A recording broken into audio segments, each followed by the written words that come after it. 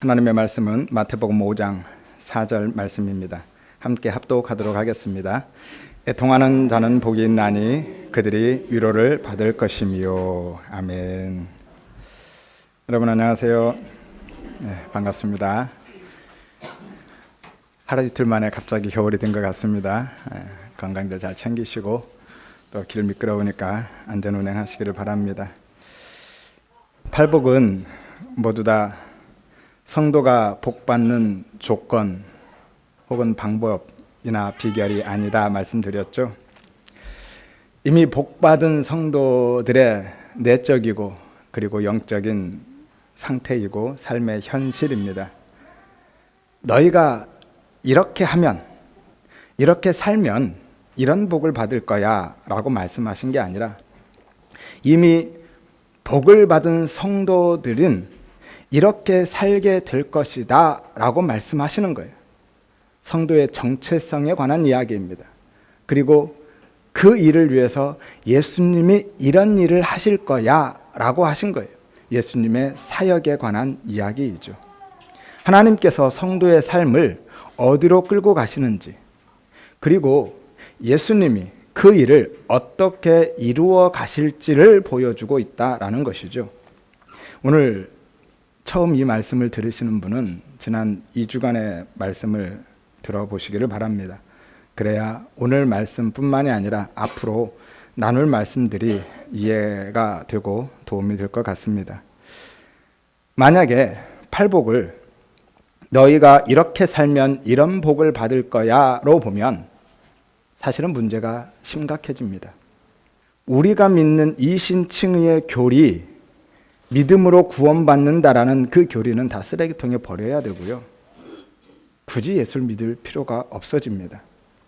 그냥 그렇게 살면 되는 거예요. 팔복의 내용대로 살면 되는 겁니다. 왜죠? 팔복의 내용이 다 구원, 천국에 관한 내용이잖아요. 구원을 약속하고 있는 것이거든요. 5장에서 7장의 산상복음 전체가 카이즘 구조로 되어 있다 말씀드렸죠. 샌드위치 구조입니다. 천국으로 시작해서 천국으로 마치는 거예요. 팔복도 마찬가지, 역시 같은 구조입니다. 성경 전체가 사실은 이 카이즘 구조로 되어 있거든요. 팔복도 3절에 천국으로 시작해서 10절에 천국으로 끝나잖아요. 다 천국에 관한 말씀이거든요. 예컨대 9절에도 보면 화평케 하는 자가 하나님의 아들이라 일컬음을 받는다 하죠. 하나님의 아들이라 일컬음을 받는다. 구원이잖아요. 화평케 하면 구원을 받는다라는 이야기가 돼버리잖아요. 그럼 화평하게 살면 되는 거 아닙니까? 피스메이커로 살면 구원받는 거잖아요. 그러니까 너희가 이렇게 살면 이런 복을 받을 거야 라고 보면 굳이 예수 믿을 필요가 없어진다라는 겁니다. 말도 안 되죠. 따라서 상식적으로 보더라도요, 이렇게 살면 이런 복을 받을 거야 로 보는 게 맞습니까? 아니면 복 받은 자는 이렇게 살게 될 거야 로 보는 게 맞습니까? 그러니까 팔복은요, 지켜서 복받는 비결이 아니라 이미 복받은 성도의 정체성이고 삶의 현실이라니까요. 그리고 예수님께서 이 일을 위해서 행하실 일들인 것입니다. 하나님이 복받은 성도의 삶을 그 자리로 밀고 가시고 예수님이 그 일들을 완성해 내신다라는 거예요. 그리고 그 복은 사전적이고 사회통념적인 혹은 물질적인 복의 의미가 아니다 말씀드렸죠. 영적인 것입니다. 영적인 복, 생명, 구원의 복을 이야기하고 있죠. 그래서 복받은 성도의 삶의 현실이 사람들이 생각하고 추구하는 복된 삶과는 전혀 다른 겁니다. 아니, 정반대의 삶이 되는 것이죠. 가난하고 애통하는 삶, 줄이고 목마른 삶, 미움과 핍박을 받는 삶은 우리가 생각하는 복이 아니잖아요. 상식적으로는 거기에서 벗어나는 것이 부유하고 기쁨을 누리며 행복하게 사는 것이 복이잖아요. 따라서 성도는 그런 세상적이고 물질적인 복을 추구하며 살도록 부름받지 않았다라는 겁니다. 성도는 영적인 복, 예수의 생명, 하나님의 은혜의 통치, 그 천국을 추구하며 평생을 그 지향성을 갖고 살아가는 존재라는 겁니다. 이것이 성도의 정체성인 것이고요. 오늘은 팔복의 두 번째 말씀이죠. 애통하는 자에 대한 말씀입니다. 그런데 예수를 믿지 않는 사람들은요, 혹은 예수를 믿는다고는 하지만 예수를 복으로 알지 못하는 사람들, 예수가 복임을 경험하지 못한 사람들은 오늘 말씀 또한 이해할 수도 없고 동의할 수 없습니다. 왜냐하면 애통이라는 것이 몹시 슬퍼하고 가슴 아파하는 것이잖아요. 따라서 사람들은 가능한 한 할 수만 있다면 어떻게든지 피하고 싶은 것이 애통입니다. 그래서 애통하는 삶에서 벗어나기 위해서 그렇게 돈을 열심히 버는 것이고 건강도 챙기고 사람들과의 관계도 좋게 맺으려고 그렇게 애쓰는 겁니다. 하지만 문제는 그런 바람과는 달리 현실은 애통할 일들도 많고요. 애통하는 사람들도 많다라는 것이죠. 어쩌면 인생은 기쁘고 행복한 일보다는 슬프고 불행한 일들이 더 많을 것입니다. 그래서 사람들이 사는 게 전쟁이라고도 하는 거예요. 그만큼 사는 게 쉽지 않다는 것이죠. 늘 다툼과 싸움이 있고 상처투성이의 삶을 사는 것입니다. 교회라고 예외는 아닙니다. 교회도 그래요. 그래서 세상에서는 전문 상담사나 정신과 전문의가 많아지고 있고요. 교회 안에서도 치유 사역이 중요한 사역이 된 지가 오래라는 것이죠. 하지만 갈수록 슬픔과 아픔, 괴로움과 고통 속에서 신음하는 사람들은 더욱 늘어가고 있습니다. 그 가장 단적인 예가 무엇인지 아십니까? 극단적인 선택을 하는 거예요. 자살이죠. 참 안타까운 일인데요. 사람들이 애통하는 마음이 극에 달하면 삶을 스스로 포기해버립니다. 우리나라에서요, 세계 위리하는 것들이 여러 가지가 있는데 안타깝게도 그 중에 하나가 자살률인 거예요. 자살률이 세계 1위입니다. 단연 1위예요. 최근 3년 동안 몇 명이 자살한 줄 아십니까? 약 4만 명. 코로나로 인해서 죽은 전체 사망자가 몇 명인 줄 아세요? 약 3만 6천 명. 훨씬 심각합니다. 지난 상반기 동안만 1월에서 6월까지만 통계가 약 7천 명이 죽었어요. 계산해 보니까 매일 40명 가까이 죽었고요. 1시간에 2명 가까이 죽은 거더라고요. 그러니까 지금 이 시간에도 어디선가에는 자살하는 사람들이 있다라는 거예요. 따라서 세상에서는 애통하는 것은 결코 복이 될 수 없습니다. 애통은 복이 아니라 화이고 불행인 것이죠. 그런데 오늘 본문은 그게 복이라고 선언하고 있습니다. 애통이 복이라고 하고 있습니다. 도대체 어떻게 이해해야 하는 걸까요? 유대인들에게 있어서도 애통하는 삶은 결코 복이 될 수 없습니다. 왜냐하면 그들에게 있어서 애통이라는 것은 우리가 생각하는 애통보다 훨씬 심각한 거기 때문에 그들의 개념에 있어서 애통은요, 가장 사랑하는 사람이 죽었을 때 혹은 자신의 전부를 잃었을 때 영원 깊은 곳에서부터 터져나오는 울부짖음, 그것이 애통이거든요. 헬라어에 보면 슬픔을 나타내는 동사가 많이 있어요. 9개가 있는데요. 슬픔, 눈물, 울음, 애도, 탄식, 신음, 호곡, 통곡, 애통, 그것이죠. 그 중에서 가장 처절하고 통렬하고 가장 강한 슬픔을 나타내는 게 바로 애통이라는 거예요. 슬픔의 마지막 단계가 애통입니다. 단순히 감정적인 슬픔이 아니라는 것이죠. 정말 이 속으로 사귈 수도 없는, 주체할 수조차 없는 극단적인 비통함이 애통이라는 의미입니다. 그래서 창세기 37장에 보면 야곱이 가장 사랑하는 아들 요셉이죠. 라헬에게서 첫 번째 낳은 아들, 이 요셉이 죽었다는 소식을 들었을 때 애통했다라고 기록하죠. 사무엘하 18장에 보면 다윗이 자신을 반역한 아들 압살롬이 죽었을 때 애통했다라고 기록합니다. 마가복음 16장에 보면 예수님이 돌아가셨을 때 함께 있던 사람들이 울었다 하는데 이게 애통이죠. 계시록 18장에 보면 상인들이 자신의 모든 것이 불에 타서 없어지는 것을 보고 가슴을 치며 울었다라고 하는데 그 불에 타는 것들이 그들의 전부였거든요. 그들의 생명이었던 것. 그게 다 불에 타서 없어지니까 애통한 겁니다. 하나님께서는 이것을 하나님이 애통으로 그들에게 갚으셨다라고 기록하고 있거든요. 따라서 유대인들에게 있어서 애통은요, 복이 될 수 없습니다. 오히려 하나님의 저주이고 심판인 것이죠. 그들은 율법을 지키지 않아서 하나님과 원수된 자, 그리고 그 죄로 인해서 심판받는 자가 애통하는 자가 된다라고 생각했습니다. 그래서 영원히 가난한 자처럼 애통하는 자들도 구원받지 못한 죄인이라고 생각했습니다. 그리고 그런 자들, 애통하는 자들에게는 하나님이 주시는 위로 같은 것은 없다라고 했어요. 왜냐하면 하나님은 악인에게는 절대로 위로를 베풀지 않으신다라고 생각했기 때문에 그들에게서 위로는 율법을 잘 지키는 의인, 영원히 부요한 자에게만 임하는 것이거든요. 그래서 그들은 하나님의 복, 하나님의 위로를 받기 위해서 의인이 되려고 그렇게 애썼던 겁니다. 율법을 지키거나 구제와 선행을 하거나 각종 종교적인 행위들, 예배와 기도, 금식과 헌금을 그렇게 했던 것이죠. 그 위로를 받기 위해서.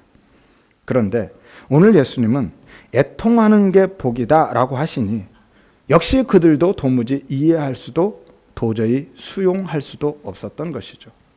게다가 하나님은 죄인을 위로하신다 하시니, 죄인이 위로를 받는다고 하시니 그들에게서는 한마디도, 단 한 단어도 수용할 수가 없습니다.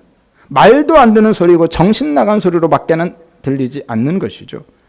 그들 입장에서는요, 슬퍼하는 자, 애통하는 자는 저주를 받고 심판을 받는 것이고, 웃는 자, 즐거워하는 자, 행복하는 자가 위로를 받고 복을 받는다고 해야 맞는 말이거든요. 그런데 오늘 성도들의 애통에 대한 생각도 크게 다르지 않다라는 거죠. 애통하는 삶을 복으로 생각하지 않는다라는 겁니다. 왜냐하면 성도들도요, 복에 대한 개념이 여전히 구약적이고 물질적이고 세속적이기 때문이죠. 예수를 믿지 않는 사람들과 큰 차이가 없습니다. 왜냐하면 그렇게 배웠으니까. 오늘날 교회에서 가르치는 복에 대한 개념이 그런 거니까. 예수를 믿으면 그런 삶의 문제들을 해결받는다고, 그래서 예수 믿으면 복 받는다고 가르치니까. 예수 믿으면 복 받는 게 아니라 예수 믿는 게 복이라고 말씀드렸죠. 예수가 복인 거예요. 예수만 복인 겁니다. 다른 복 없어요. 그런데 일반적으로 교회들은 그렇게 가르친다라는 거죠. 그리고 교회들에서 가르치는 애통은 크게 두 가지죠. 하나는 죄, 그러니까 윤리와 도덕적인 혹은 율법적인 죄에 대한 회개하는 마음을 애통이라고 보고요. 또 하나는 말씀을 지키고 순종하면서 믿음으로 살려고 노력할 때 겪는 어려움이나 핍박, 고난을 애통으로 생각합니다. 그리고 그것들을 모두 다 성화의 삶의 과정으로 여기죠. 그리고 그렇게 말씀대로 믿음으로 살기 위해서 인내하고 애통하는 삶을 살아갈 때 하늘에 크고 놀라운 위로가 임한다라고 가르칩니다. 그리고 그 위로는 결국 이 땅에서 물질적이고 육신적인 삶의 보상인 것이 되는 것이죠. 왜냐하면 크게 복이라고 생각하니까.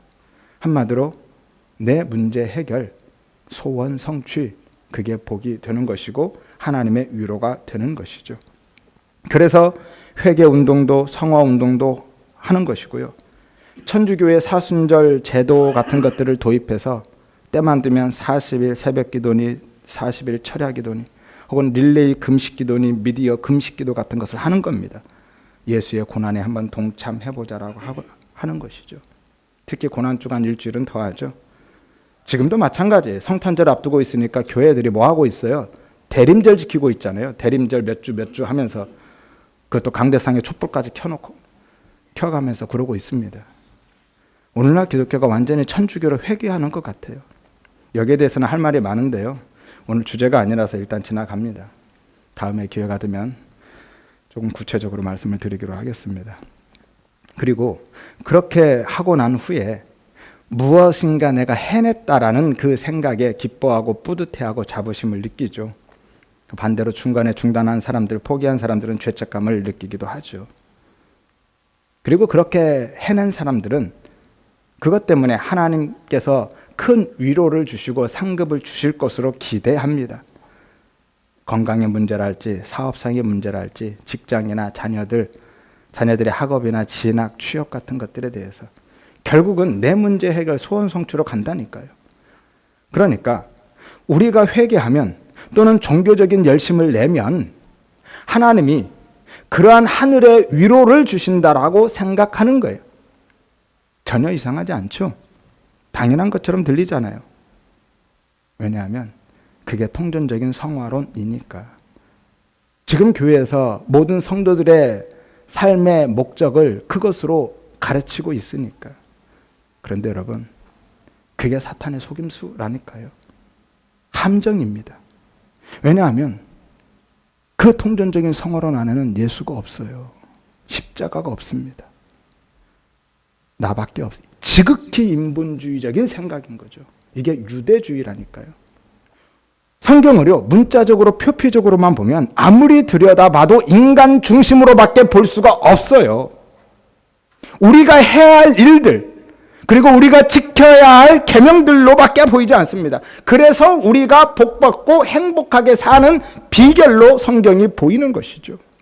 여러분, 하나님은요, 죄인들의 회개로 그들을 구원하지 않으십니다. 이상하죠? 무슨 소리를 하시려고. 여러분, 우리가 회개했기 때문에 구원하시는 게 아니라는 이야기예요. 엄밀히 말하면 구원의 은혜는요, 하나님께서 먼저 우리에게 구원을 주셨기 때문에 우리가 회개할 수 있게 된 겁니다. 하나님이 먼저 그 구원의 은혜를 부어주셨기 때문에 회개가 가능한 거라니까요. 이게 누가복음 15장의 일명 양동탕 비유예요. 잃어버린 양, 잃어버린 동전 드라크마, 그리고 잃어버린 탕자의 비유인 것이죠. 찾아오심의 사건입니다. 누가복음의 그 세 비유는요, 회개에 대한 부연 설명으로 주신 거거든요. 그런데 잃어버린 양, 잃어버린 동전, 잃어버린 탕자가 스스로 돌아온 게 아니잖아요. 누가 찾아왔어요? 주인이 찾아온 거예요. 동전이 스스로 돌아왔습니까? 양이 돌아왔어요? 주인이 찾아왔습니다. 탕자는요, 스스로 돌아왔다고 하지만 이미 말씀드렸죠. 스스로 돌아온 게 아니라 아버지가 찾아온 거라고요. 작년 5월 15일 아버지 비유를 참조하시면 될 것 같습니다. 아무튼 찾아온 거예요. 하나님이 찾아온 것입니다. 그런데 그걸 회개했다라고 하고 있다니까요. 그게 회개라고 하고 있는 겁니다. 그것을 회개로 그냥 인정해 주는 것이죠. 아무튼 하나님은요, 우리가 회개함으로, 회개했기 때문에 우리의 죄를 다 씻어주시고 구원해 주시는 게 아니라 우리를 먼저 찾아와 주시고 구원해 주시고, 그리고 하나님의 그 구원의 은혜를 인정하는 것을 그냥 회개했다라고 인정해 주시는 거예요. 봐주시는 겁니다. 로마서 5장 6절에서 10절에 우리가 연약할 때, 우리가 죄인 되었을 때, 우리가 심지어 하나님과 원수 되었을 때 하나님께서 우리를 위해서 당신의 독생자 예수를 보내셔서 하나님과 화목하게 하시고 우리에게 대한 당신의 사랑을 확증해 주셨다라고 말씀하죠. 언제 구원해 주셨다고요? 회개했을 때? 의롭게 되었을 때요? 화목해 되었을 때요? 아니죠. 언제요? 연약할 때, 죄인 되었을 때, 원수 되었을 때 이미 하나님이 구원의 은혜를 부어주신 거예요. 그래서 회개한 삶을 살아갈 수 있게 하시는 겁니다. 하나님은요, 당신의 구원사역에 있어서 어떤 인간도 동참시키지 않으시고요, 인간의 어떤 행위도 요구하지 않으십니다. 오롯이 예수 그리스도의 사역임을 믿으시기를 바랍니다. 예수님이 아버지 하나님께 버림받은 그 상한 심령, 애통하는 자리에 내려가셔서 십자가로 홀로 감당하신 거예요. 피조물은 거기에 어떤 기여도 할 수 없습니다. 접근조차 불가하다라는 거예요. 우리의 행위는요, 그것이 도덕적이고 율법적이든 혹은 종교적이든 어떤 행위든지 구원에 있어서 기여할 수 없습니다. 뿐만이 아니라 하나님의 은혜의 통치 아래에 있는 구원받은 자로서의 삶에 있어서도 어떤 가치도 없습니다. 우리가 행하는 그 많은 일들이 성도로서의 삶을 살아가는데 많은 큰 가치가 있는 것처럼 생각하는데 하나님 앞에서는 그 모든 것들이 아무런 가치가 없다라는 거. 우리의 생명조차도, 심지어 내 생명을 내어드리는 헌신을 한다 할지라도 그것이 하나님 앞에 가치 있는 일이 아니라니까요. 이 부분도 다음에 조금 더 나누기로 하겠습니다. 아무튼 그런 것들로 어떤 행위로 하나님께 무엇을 기대하고 받아내려고 하고 있다라면 스스로 내가 하는 것이 가치 있다라고 생각하는 것이 되고요. 문제는 그러한 삶은 스스로 자녀의 삶을 포기하는 거예요. 그리고 종이기를 자처하는 겁니다. 종의 삶을 사는 거예요.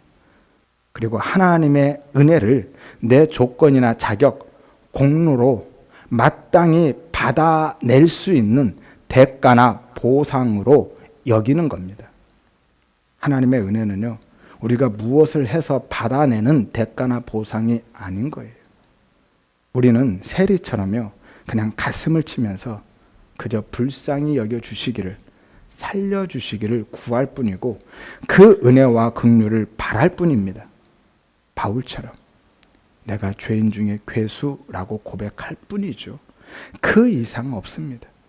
하나님을 위해서 할 수 있는 것은, 나의 구원을 위해서 할 수 있는 것은 그 이상 없어요. 따라서 예수님이 말씀하신 애통은 앞서 살펴본 가난한 마음이나 상한 심령처럼 물질적이고 육신적이고 생내적인 그런 종류의 슬픔이나 가슴 아픔이 아니라 영적인 거예요. 본질적인 죄에 대한 탄식. 그래서 처음에 말씀드렸죠. 단어의 사전적이고 통념적인 그런 의미들은 머릿속에서 다 지우시라고요. 예수라는 빛이 나에게 가까이 와서 내가 죄인 된 것이, 죄인 된 나 자신의 실체가 낱낱이 드러나고 폭로되었을 때 자신의 진짜 모습, 죄로 인한 사망의 몸, 죽은 시체임을 발견하게 되는 것이고, 그 죄의 문제를 도저히 나는 해결할 수 없다라는 그 무력함 때문에 바울처럼 주님, 내가 죄인 중에 괴수입니다. 하나님의 은혜 아니면 나는 소망이 없습니다 라고 고백하게 되는 거예요. 그것을 상한 심령, 심령이 가난한 자, 영혼이 가난한 자라고 했죠. 그리고 그 가난한 심령과 함께 격발되어져서 터져 나오는 그 감정이 바로 애통인 거예요. 따라서 애통은요, 물질적이고 물리적이고 환경적인 어려움이나 고난으로 인해서 오는 슬픔, 아픔, 괴로움이 아닙니다.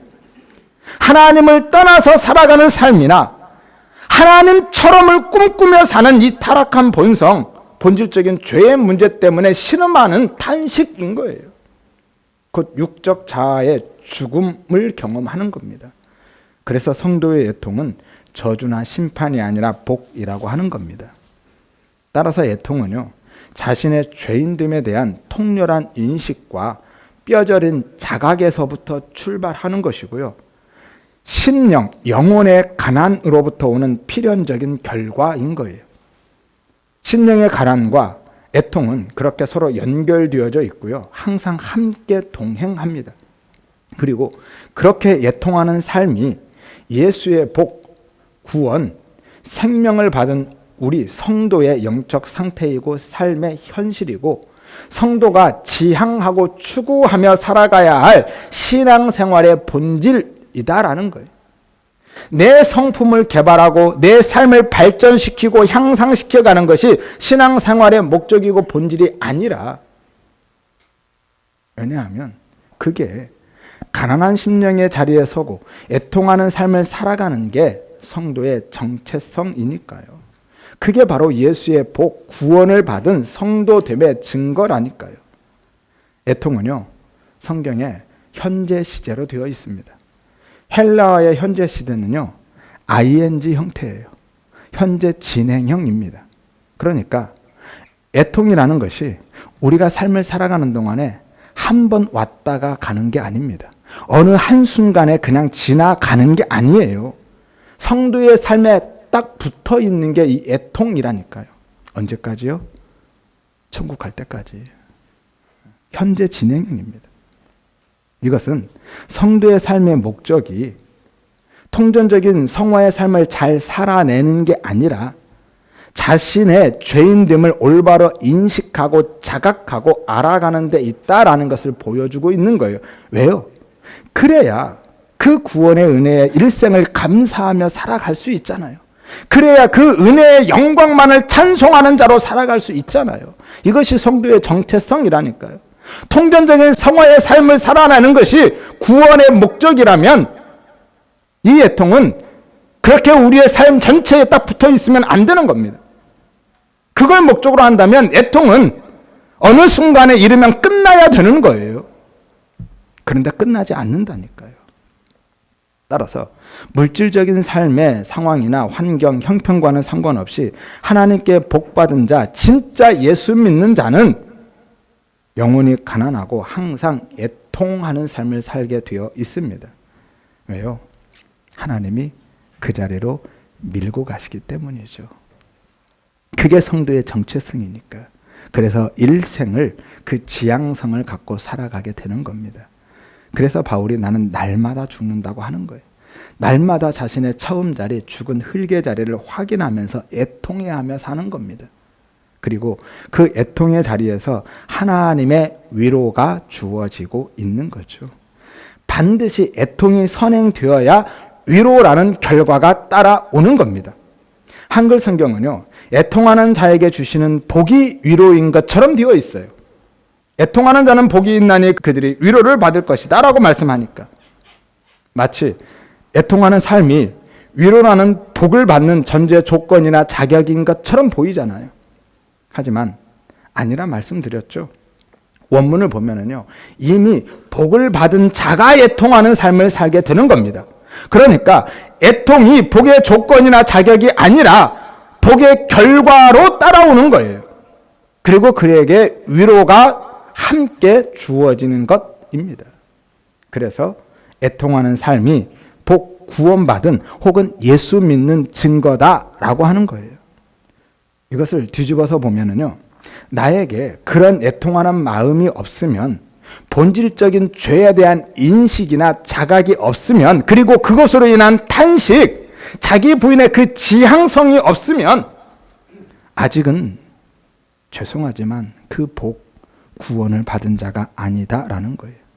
왜냐하면 자신의 죄에 대한 인식과 자각, 탄식 없이는요, 예수님이 나를 그 죄에서 구원하신 자이다라는 그 예수님이 구원자라는 그 고백을 할 수 없기 때문에, 그 고백을 한다라는 것은 믿음이 그 안에 주어졌다라는 것이거든요. 그러니까 예수를 믿지 않는데 무슨 구원이 있느냐라는, 불가능합니다. 한마디로 교회에 출석하는 교인이 될 수는 있을지 몰라도 예수를 믿는 성도는 아니다라는 거예요. 따라서 이 시간 진지하게 한번 고민해 보시기를 바랍니다. 내가 그냥 교회 다니는 교인인지 아니면 진짜 예수를 믿는 성도인지. 혹시 오늘 본문에 등장하는 사람들, 많은 유대인들처럼 내 자신의 현실적인 필요와 유익을 위해서 혹은 단순히 호기심에 의해서 예수님 주변에 모여든 무리나 군중은 아닌지. 그렇다고 나는 이제 성도도 아니네, 다음 주부터는 교회 안 나와야지 라고 하라는 게 아니라요, 아직 한 번도 내 죄의 문제에 대해서 애통해 본 적이 없으신 분은 그 복을, 그 애통하는 자리에 서는 그 복을, 그 은혜를 구하시라는 거예요. 기왕에 교회에 나오는데, 기왕에 예수 믿다고 나왔는데 예수 믿는 게 뭔지, 진짜 복이 뭔지 알아야 될 거 아니에요. 그리고 진짜 예수를 믿고 구원받는 자로 살아가야 될 거 아닙니까? 그래서 그 은혜를, 그 복을 구하시라는 거예요. 그게 그렇게 애통하는 자리에 서는 게 진짜 복이니까.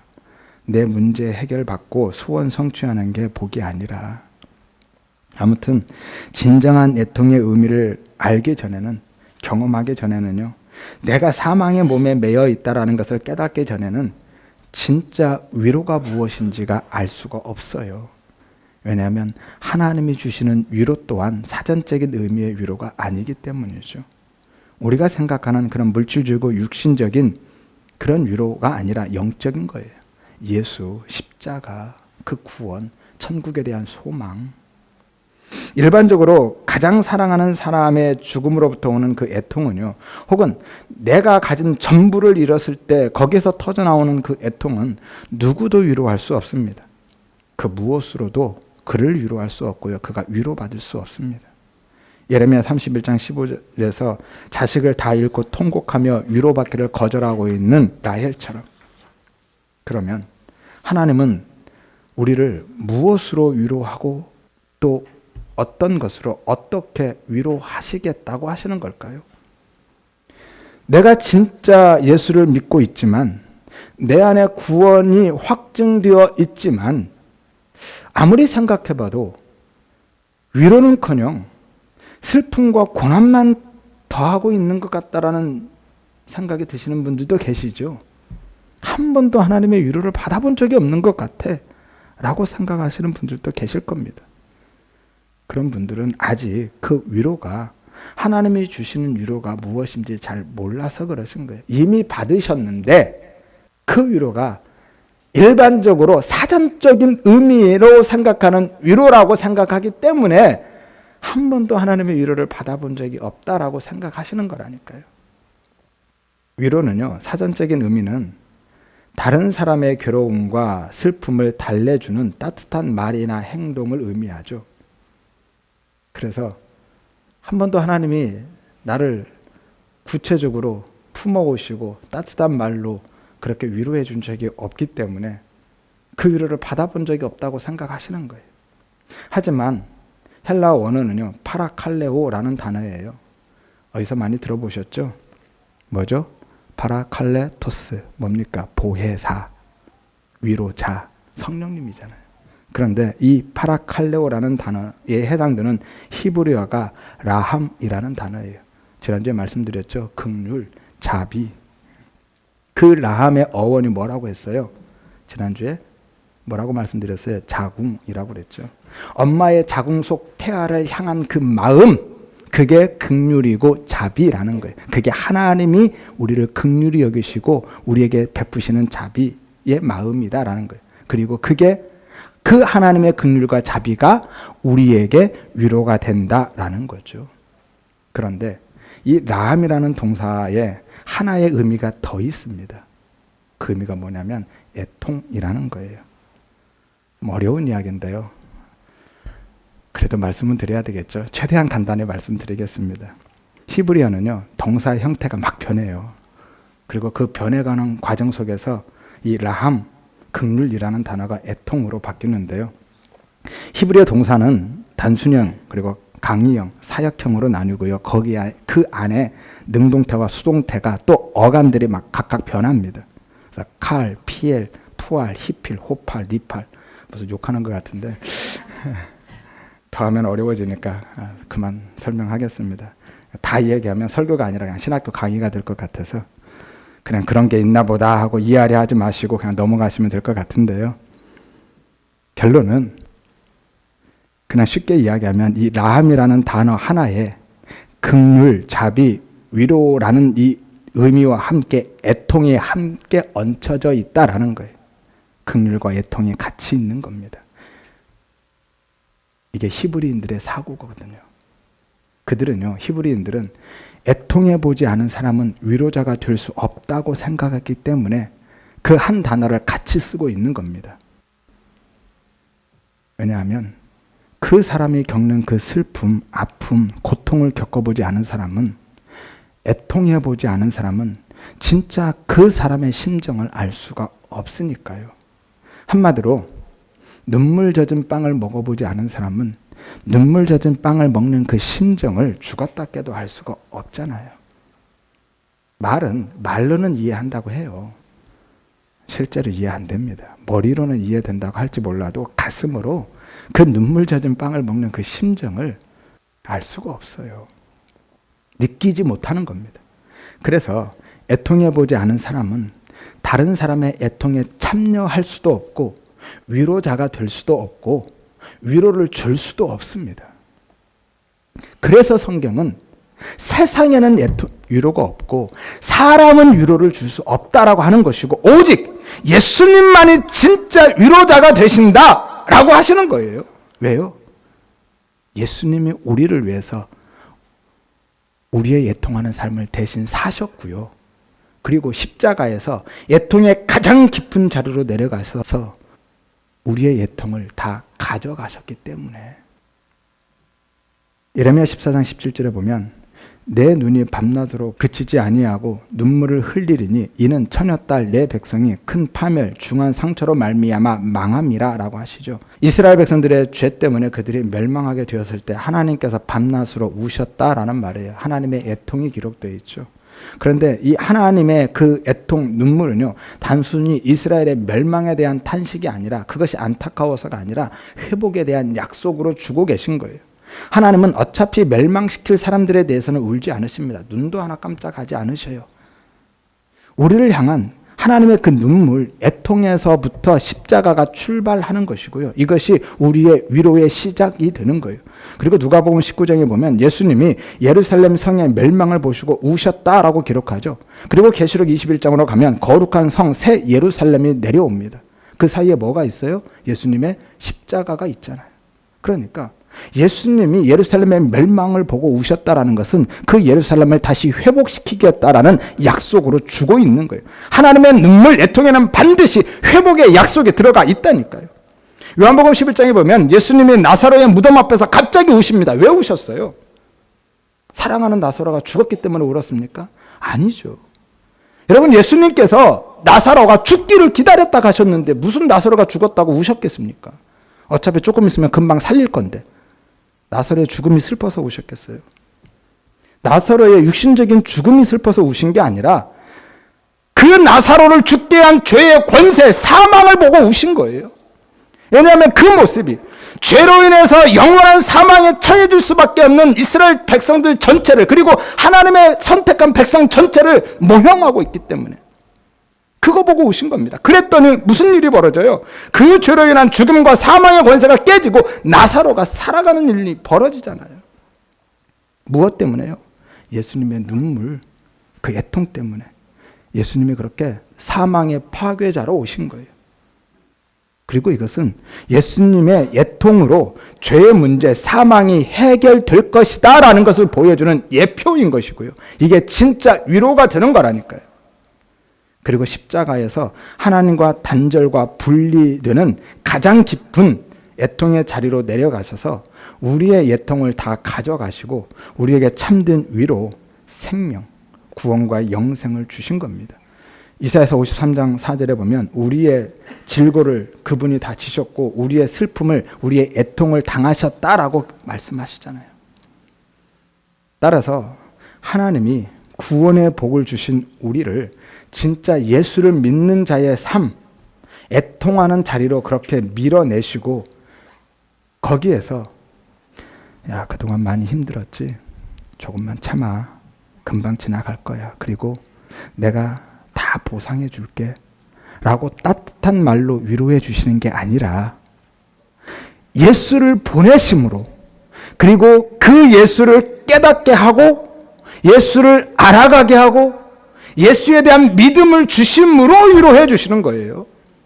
예수를 통해서 세상에 다른 위로, 보상을 주시는 게 아니라 그냥 예수 자체를 위로로 주시는 거라니까요. 왜냐하면 예수 안에 그 모든 게 다 있으니까요. 생명도, 구원도, 영생도, 영원한 하나님의 나라, 천국에 대한 소망도 예수 안에 다 있잖아요. 따라서 예수를 아는 것이, 예수를 만나고 경험하는 것이, 예수를 믿는 것이 진짜 위로임을 믿으시기를 바랍니다. 다른 위로 없습니다. 예수가, 십자가가 우리의 위로인 것이죠. 그리고 그래서 성령님이 또한 보혜사, 위로자가 되시는 거예요. 왜냐하면 성령님이 하시는 일이 그 일이니까. 우리에게 예수를 생각나게 하고 예수를 깨닫게 하시는 게 성령의 사역이거든요. 요한복음 14장 26절에 보혜사 곧 성령이 내가 너희에게 말한 모든 것을 생각나게 하리라. 예수의 말씀, 예수를 생각나게 하시는 분이 성령님이거든요. 그래서 성령님이 위로자가 되는 거라니까요. 요한복음 16장 8절에 보혜사 그가 와서 죄에 대해서, 의에 대해서, 심판에 대해서 세상을 책망하실 것이다 라고 말씀하죠. 이 책망, 심판한다라는 게 아니라 훈계하다, 깨닫게 하다라는 의미예요. 그런데 무엇을 깨닫게 한다고요? 죄, 의, 심판에 대한 것, 다 뭐죠? 예수에 대한 거예요. 이게 다 예수님의 구속 사역과 관련된 일들이거든요. 그래서 성경을 통해서 교훈이나 삶의 적용점만을 찾으려 하지 마시라고 말씀드린 거예요. 예수를 찾으라, 예수를 배워라 라고 말씀드린 겁니다. 오늘 말씀을 간단하게 정리하고 마치기로 하겠습니다. 하나님의 복, 구원받을 성도는요, 반드시 나와 세상의 죄의 문제로 애통하는 삶의 자리로 밀려 내려가게 되어 있습니다. 여전히 하나님처럼을 꿈꾸는 내 죄와 하나님을 대적하여서 높아진 세상의 죄를 바라보고 애통하는 자리로 밀려간다니까요. 왜냐하면 하나님이 그 자리로 밀고 가실 거니까. 우리는 버텨낼 수 없습니다. 하나님이 밀어내시는데요. 그리고 거기에서, 그 애통하는 자리에서 예수를 더 깊이 만나고 경험하게 되게 되어 있습니다. 그래서 예수를 배우고 알아가는 것이죠. 그리고 그게 하나님이 주시는 위로다라는 거예요. 로마서 7장 24절에 바울의 애통이 나오죠. 오라 나는 곤고한 사람이다. 영원한 고통이라는 의미예요. 이 사망의 몸에서, 죽은 시체 같은 내 몸에서 누가 나를 건져내겠느냐? 바울이 애통합니다. 그런데 거기에서, 그 애통 속에서 바울이 누구를 발견해요? 예수를 발견하잖아요. 25절에 우리 주 예수 그리스도로 말미암아 하나님께 감사하리로다. 이게 위로입니다. 예수를 찾고 예수를 발견하고 예수를 만난 게 바울의 위로가 되는 거예요. 그래서 감사하는 자리로 가는 겁니다.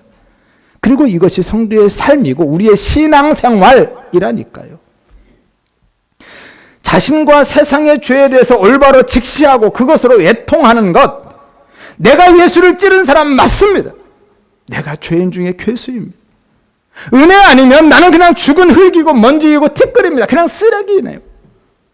그 애통, 그 애통하는 삶이 성도의 삶의 정체성이고 우리의 신앙생활이라니까요. 그게 예수의 십자가, 그 은혜의 필연성을 깨달아가고 경험해가는 것이고요. 그것을 통해서 오직 예수만 바라보고 그 은혜만 붙들고 살게 되는 거예요. 이게 신앙생활이라니까요. 나를 개발하고 발전시키고 성장시켜서 하나님의 말씀에 더 순종하고 종교적인 열심을 부려서 하나님을 기뻐하는 삶으로 살아내는 게, 그리고 그 대가로 내가 원하는 보상을 받아내는 게 우리의 신앙생활의 본질이 아니라 하나님의 위로를 받아서 육신적이고 물질적이고 세속적인 그런 애통하는 삶에서 벗어나는 게 우리의 신앙생활의 목적이 아니라 오히려 애통하는 자리에 내려가서 그 애통을 통해서 예수만 보고 그 은혜만 붙들고 사는 게 우리의 신앙생활이고 복이다, 위로다라니까요. 하나님은 오히려 그런 육신적이고 물질적인 애통의 삶은요, 우리에게 허용해 두십니다. 우리를 그런 애통의 삶에서 벗어나게 하시지 않고 오히려 허용해 두신다니까요. 그래서 예수 믿는 삶에 그렇게 일들이 많은 거예요. 때로는 사건, 사고도 질병도 많은 겁니다. 시편 80편에 보면 하나님이 우리를 눈물 양식으로 먹이신다라고 말씀하죠. 왜냐하면 그래야 하나님을 찾으니까, 그래야 하나님 앞에서 가난한 심령으로 서니까, 그래야 애통하는 자리로 내려갈 수 있으니까, 그렇게 하나님이 밀고 가시는 거라니까요. 우리를 눈물 양식으로 먹여서라도 세상적인, 물질적인 혹은 물리적인 육신적인 애통하는 삶을 허용하셔서라도 진짜 영적인 애통의 자리로 밀고 가신다니까요. 그래야 거기에서, 그 애통의 자리에서 예수를 만나고 그 십자가의 은혜를 경험할 수 있으니까, 그래야 진짜 하나님의 위로가 무엇인지 깨닫고 경험하고 하나님께 감사하는 자로, 그 은혜를 찬송하는 자로 살아가고 그 삶에서 하나님이 영광 받으실 수 있으니까. 그래서 하나님이 때로 야곱처럼 우리의 삶에 그런 고난, 분리, 고립을 허용해 두시는 거라니까요. 지난 6월 25일 설교를 참조하시면 될 것입니다. 그렇다면 이 시간 다시 한번 진지하게 자신을 돌아보시기를 바랍니다. 나는 무엇으로 내 위로를 삼고 있는지, 무엇이 나를 살맛나게 하고 있고, 내가 무엇을 잃어버리면 낙심이 되고 내게서 어떤 것이 없어지면 좌절이 되는지를 진지하게 한번 고민해 보세요. 그것이 돈일 수도 있고 건강일 수도 있고 자식일 수도 있고 내 인기일 수도 있겠죠. 사람마다 다를 겁니다. 이사야서 51장 12절에서 13절에 이렇게 말씀하죠. 너희를 위로하는 자는 나, 곧 나니라. 너는 어떤 자이기에 너를 지은 자 여호와를 잊어버렸느냐? 라고 말씀하죠. 무슨 말씀입니까? 너희의 위로는 나야, 나. 내가 너를 지은 창조주야. 그러니까 나만 봐. 나만 위로야. 라고 하시는 거예요. 그런데 너는 어디에서 위로를 찾고 있니? 무엇으로 내 위로를 삼겠다고 그렇게 다니고 있니? 라고 하시는 거라니까요. 여러분, 다른 것으로 위로받으려 하지 마시기를 바랍니다. 다른 데서 위로를 찾지 마시기를 바랍니다. 세상에는 진짜 위로 없다니까요. 그 어떤 것도 우리의 위로가 될 수 없습니다. 일시적인 즐거움과 만족은 줄 수 있겠죠. 하지만 진짜 위로는 없습니다. 오직 예수만 바라보고 그 은혜만 붙들고 감사하는 자로 살아가시기를 바랍니다. 하여서 우리 모두가 예수를 그 힘과 능력을 필요로 하는 사람이 아니라, 예수가 필요한 사람이 아니라 그냥 예수를 믿는 사람, 예수를 사랑하는 성도의 삶을 살아가시기를 바랍니다.